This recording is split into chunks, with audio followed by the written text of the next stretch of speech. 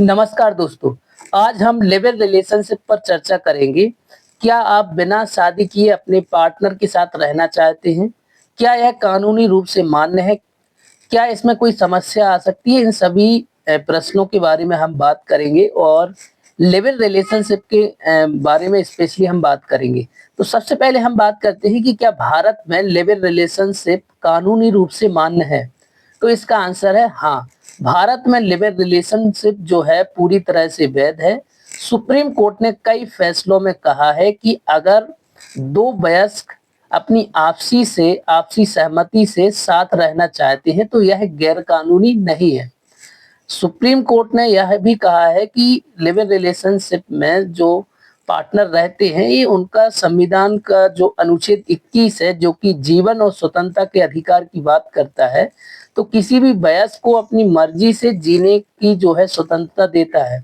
इसके कुछ महत्वपूर्ण केस भी है जैसे कि Lata Singh versus state of UP, जिसमें कोर्ट ने कहा कि दो बालक अपनी इच्छा के साथ रह सकते हैं, इसमें कोई भी कानूनी बाधा नहीं है।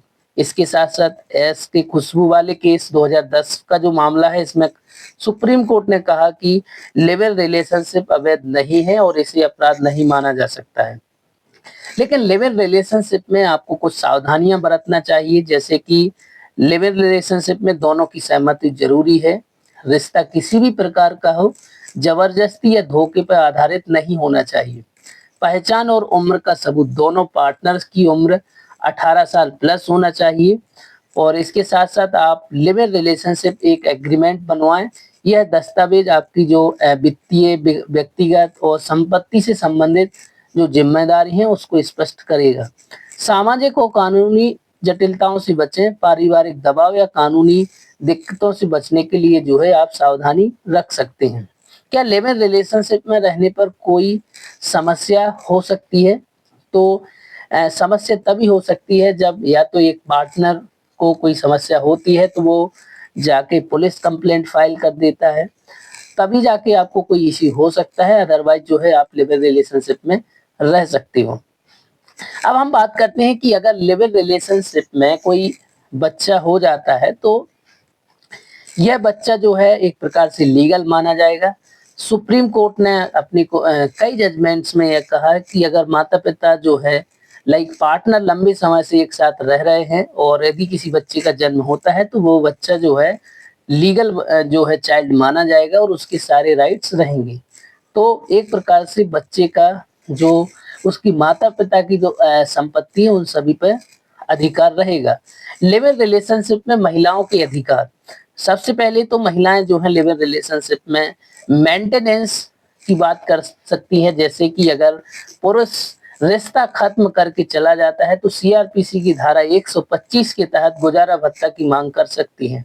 घरेलू हिंसा से सुरक्षा, अगर महिला पर अत्याचार होता है तो वह protection of women from domestic violence act 2005 के तहत शिकायत दर्ज कर सकती है।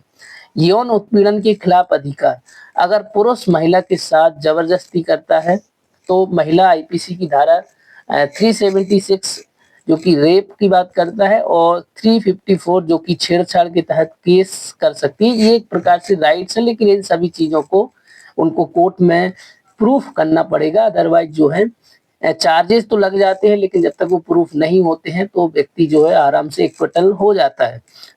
तो अब हम यही लास्ट में निष्कर्ष पे यही पहुंचते हैं कि लिव इन रिलेशनशिप एक प्रकार से पूरे भारत में कानूनी रूप से वैध है, लेकिन इसमें कई कानूनी और सामाजिक जटिलताएं हो सकती हैं। अगर आप इसमें रहना चाहते हो तो सारी कानूनी सावधानियों को रखते हुए आप एक लिव इन रिलेशनशिप एग्रीमेंट बनवाएं और अपने अधिकारों के बारे में जागृत रहें। और दोस्तों, आपको यह जानकारी कैसी लगी आप हमें कमेंट्स के माध्यम से जरूर बताएं। और लिव इन रिलेशनशिप के बारे में और अधिक जानकारी चाहते हैं तो आप हमारे हेल्पलाइन नंबर पे कॉल कर सकते हैं और वहां से जानकारी ले सकते हैं। धन्यवाद।